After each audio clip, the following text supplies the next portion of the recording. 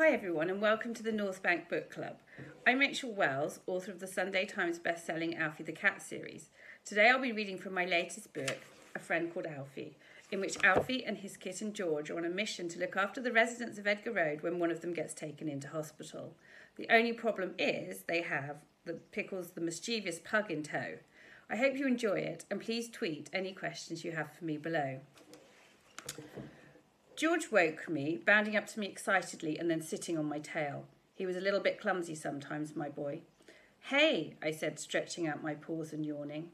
Claire just came home with the children, Toby, Summer, Henry and Martha, and they said that Polly was coming round in a bit with a surprise for us all. His eyes were wide with excitement. I think that includes us, Dad. Since Jonathan had secured a big promotion, Claire, his wife, had given up her part-time job so she could spend more time with the children. Polly worked irregular hours and her husband Matt was quite busy, so Claire said she was a bit like a part-time nanny. Claire looked after lots of people on Edgar Road, including us and the children, and she was very, very good at it. Mind you, I think she learnt a lot of her skills from me. A surprise, you say? I narrowed my eyes. Do you think it's food? I don't know, but Claire said that Polly had sworn her to secrecy and the children are excited, so I'm hoping it might be something for all of us. We should go downstairs, Dad, before we don't miss it.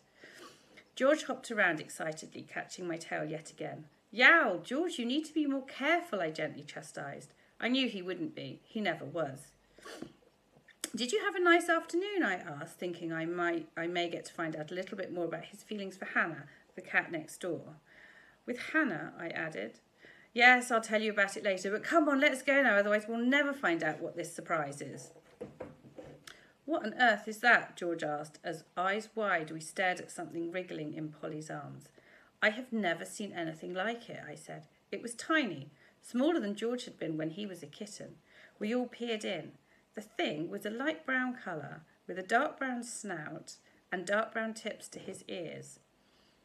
It's a puppy, Martha shouted, going to her mum and trying to reach for it. George and I exchanged a glance. Surely not. They wouldn't. Polly bent down. Yes, it's a puppy, but he's very little, so we need to be gentle. And we also need to make sure we don't scare him by being too loud. The children crowded around. Whose puppy is it? Summer asked suspiciously. Well, Summer, he's going to live at our house, Polly said. But when I'm at work, he'll be here with Claire and with you guys when you get back from school. So in a way, he's all of ours. A bit like Alfie and George, Toby asked. He was a bright boy. Exactly. What's his name? Henry asked. We don't have one yet, love, his mum replied. So this afternoon we should all think of a name for him. He's a pug, by the way. Yay! The children all started throwing out suggestions and George and I backed away into the kitchen.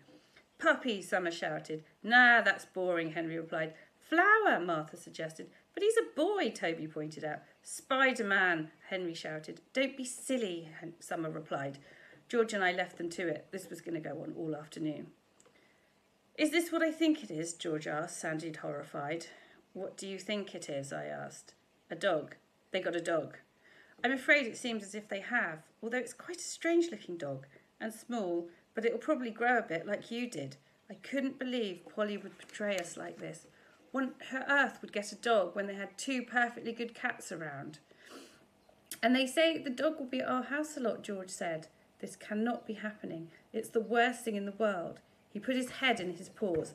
I have to admit I felt like doing the same, but I had a feeling that this puppy was here to stay, and therefore, from now on, I'd have quite a lot of sorting out to do. Thank you very much.